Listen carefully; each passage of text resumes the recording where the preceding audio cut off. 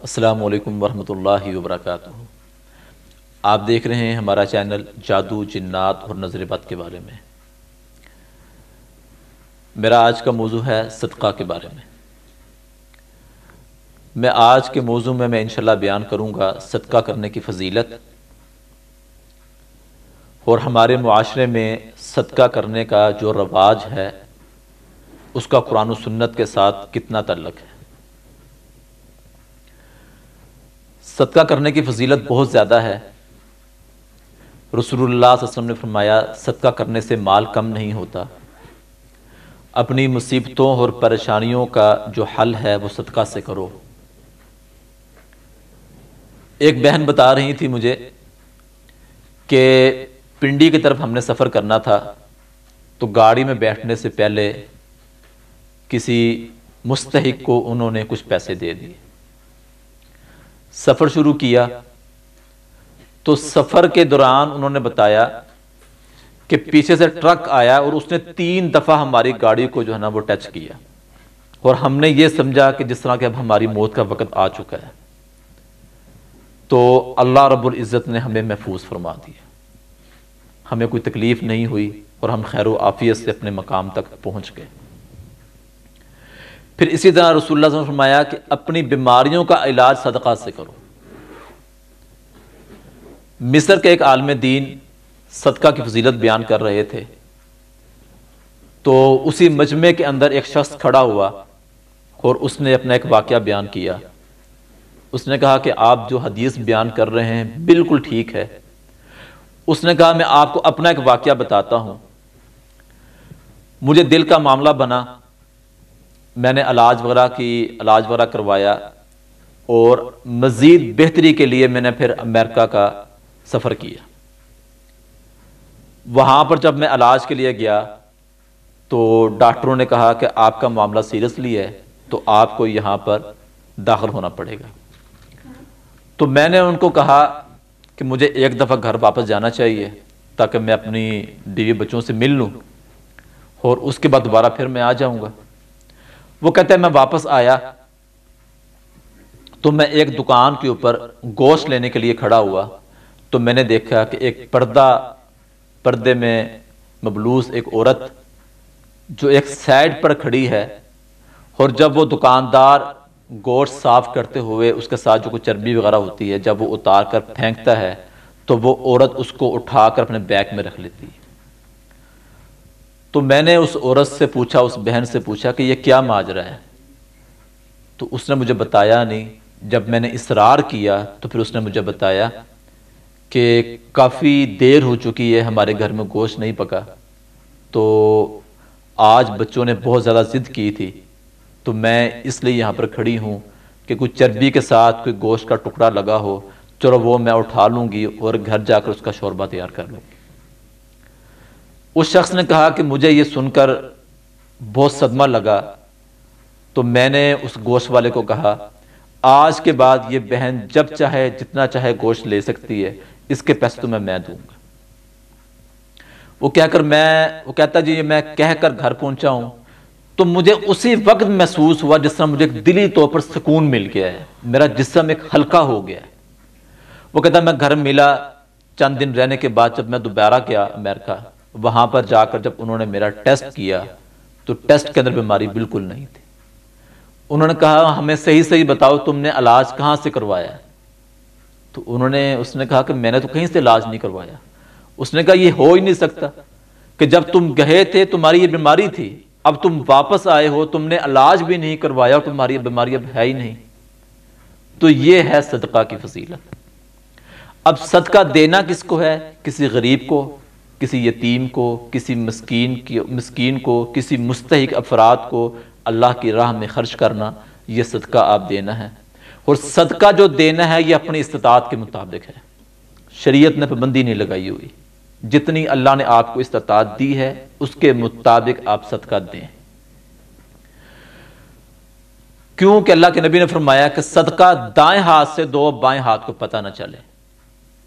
اب ہمارا عالم یہ ہے کہ ہم صدقہ جب ہم نے دینا ہے تو ہاتھ لگا کر دینا ہے، پھر صدقہ جب دینا ہے تو سر کے اوپر سے وار کر دینا ہے، پھر جب صدقہ دینا ہے تو رات سونے سے پہلے وہ جو جانور ہے یا جو گوشت ہے یا جو پیسے ہیں، ٹھیک ہے، اس کو اپنے تکیے کے پاس رکھ لیں، رات سو جائیں، پھر صبح کو ٹائم اٹھ کر پھر کسی غریب کو جا کر دے دیں۔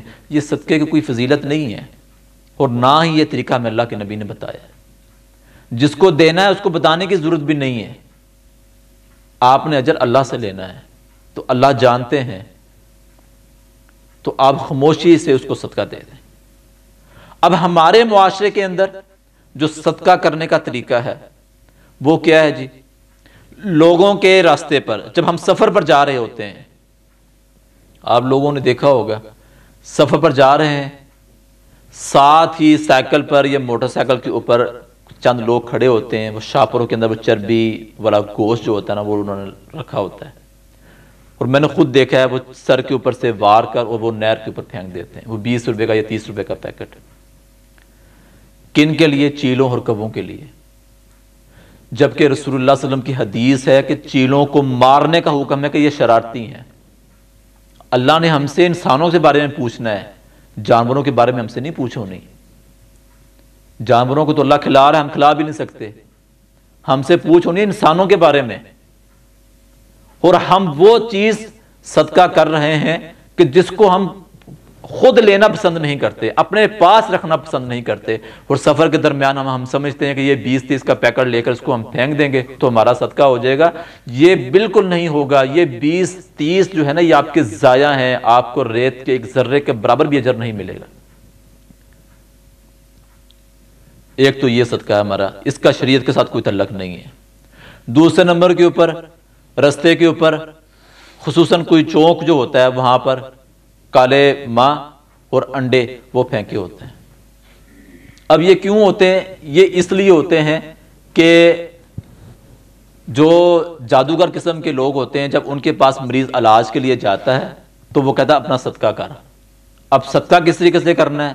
اس طرح کر، جمعرات کو یا منگل کو تم نے اتنے ماں لینے، 2 یا 3 انڈے لینے، یہ تو نے جا کے کسی چوراہے پر جا کے پھینک دینے، تیرا صدقہ ہو جائے گا۔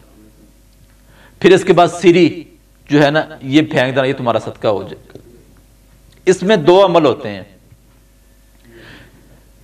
پہلا عمل تو آپ کو بتا دیا کہ وہ لوگ کہتے ہیں صدقہ ہے، دوسرا اس کو کہتے ہیں اتار، کہ ایک انسان کا جادو اتر کر دوسرے پر چلا جائے، کہ جو شخص جا رہا ہے اس رستے پر، جس کا پاؤں آ گیا اس کالے ماں کے اوپر، اس انڈے کے اوپر، اس سرے کے اوپر، اگر تو اسے صبح و شام کے اس کے اذکار ہوئے تو اللہ تو اس کو بچا لیں گے، تو اگر نہ ہوئے تو پھر اس کا اثر اس بندے کے اوپر آ جائے گا۔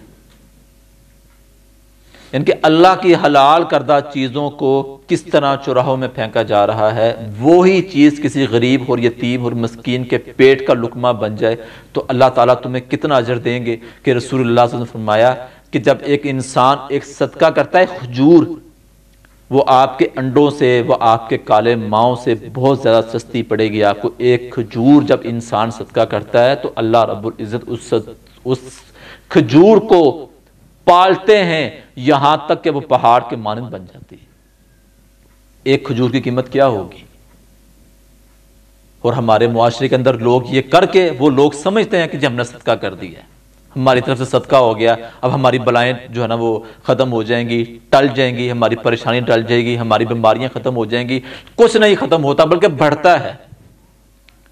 یہ میں اس لیے کہہ رہا ہوں کہ یہ وہ لوگ ہیں کہ جو یہ سارے معاملات کر کے میرے پاس آئے ہیں، جب ان کو سمجھایا، ان کو بتایا، اور جب انہوں نے قرآن و سنت کی روشنی میں علاج کیا اور جب کروایا ہے تو پھر ان کو پتہ چلا کہ واقعی ہم جو پہلے کر رہے تھے وہ تو ضائع ہوا سارا کچھ، اس کا تو ہمیں فائدہ کچھ نہیں ہوا، اس کی تو ہمیں خوشی کوئی نہیں ہوئی۔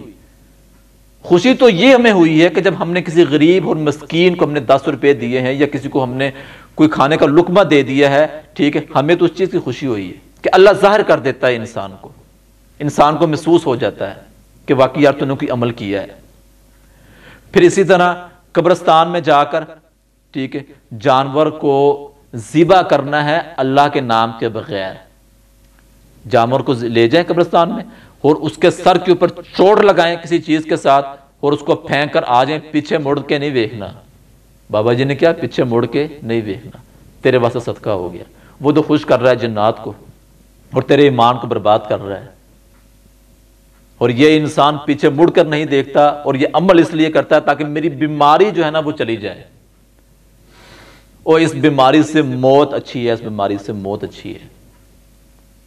کیا کرو گے ایسی صحت کو جس صحت کے اندر تمہارے اندر ایمان نہ ہو؟ کیا کرو گے ایسی صحت کو؟ ہمارے پلے ہے کیا؟ گناہوں سے تو ہم بھرے ہوئے ہیں، ایک ایمان تو ہے ہمارے پاس، وہ اللہ کی ذات کے اوپر، کہ اللہ تیرے اوپر ہی توکل ہے، تیرے اوپر ہی بھروسہ ہے، تیرے اوپر ہی یقین ہے.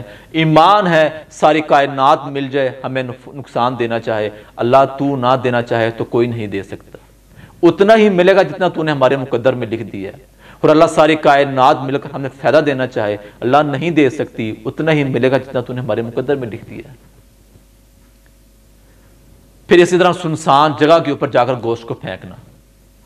ایک پیشنٹ میرے پاس آئے علاج کے لیے، بچی ساری بڑی ڈری ہوئی جی، کر سب ذرا چیک کرو.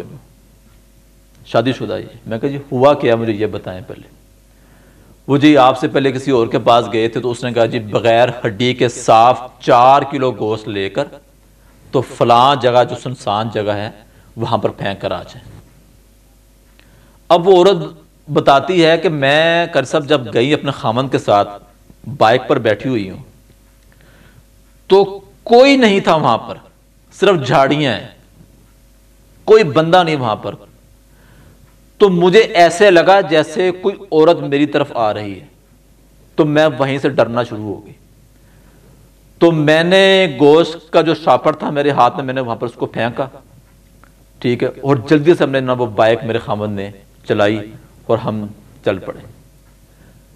تو جب میں تھوڑا سا آگے جا کر جب میں نے دیکھا پیچھے مڑ کر تو مجھے وہ شاپر بھی نظر نہیں آیا. اس دن کے بعد میرے ساتھ یہ معاملہ ڈر شروع ہو گیا. اب شیطان کو جب خوش کرو گے تو پھر اس نے یہی کام کرنا ہے تمہارے ساتھ، کہ وہ تم کسی کے کہنے کے اوپر 2-2.5 ہزار روپے لگا کر تم شیطان کو خوش کرنے کے لیے جا رہے ہو. کم از کم ذرا سوچو تو صحیح اللہ کے بندو کہ وہ کس کے پیٹ میں جائے گا، وہاں پر کس غریب نے جا کر کھانا ہے. تو ایسا صدقہ بیماریوں کو بڑھاتا ہے، شیاطین کو دعوت دینے والا ہوتا ہے. ایسا صدقہ شریعت کے اندر کوئی جائز نہیں ہے. پھر گھروں کے چھتوں کے اوپر میں ایک جگہ پر گیا دم کے لیے، تو انہوں نے بتایا جی گھر میں لڑائی جھگڑا بہت زیادہ ہوتا ہے. تو آپ سے پہلے کسی کو بلوایا تھا تو انہوں نے کہا جی گھر کے جتنے افراد ہیں فی افراد کے حساب سے اب آتا تھا کہ لوگ گوشت لیں اور چھت کے اوپر پھینک دیں، چیلیں اور کوے آ کر کھا جائیں گے، آپ کی لڑائی جھگڑا ختم ہو جائے گا. یہ عمل کر سب کیا ہے تو معاملہ بڑھنا شروع ہو گیا، معاملہ بڑھنا شروع ہو گیا. 1 ماہ گزر گیا، معاملہ مزید بڑھ گیا ہے.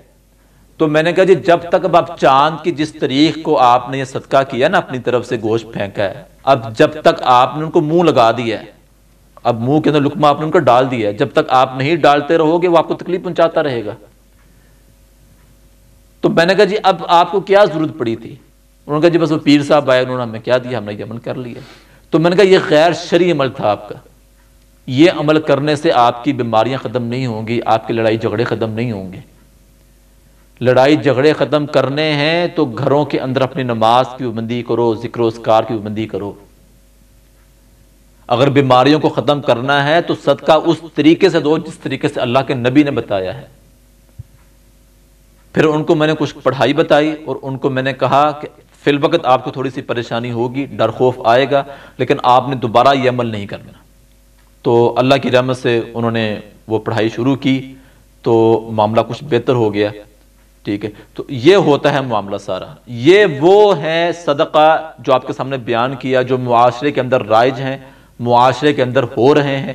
یہ وہ صدقہ نہیں ہے جو ہمیں بتایا گیا ہے. یہ وہ صدقہ ہے جو ہماری تکلیفوں میں اضافہ کرتا ہے، شیاطین کو خوش کرتا ہے. ایسے لوگوں سے بھی بچیں، ایسے صدقہ کرنے سے بھی بچیں، اور جو صدقہ دینا ہے وہ اللہ کی راہ میں دیں جتنی استطاعت ہے. اللہ سے دعا ہے اللہ تعالی ہمیں عمل کی توفیق عطا فرمائے. وآخر دعوانا الحمدللہ رب العالمین.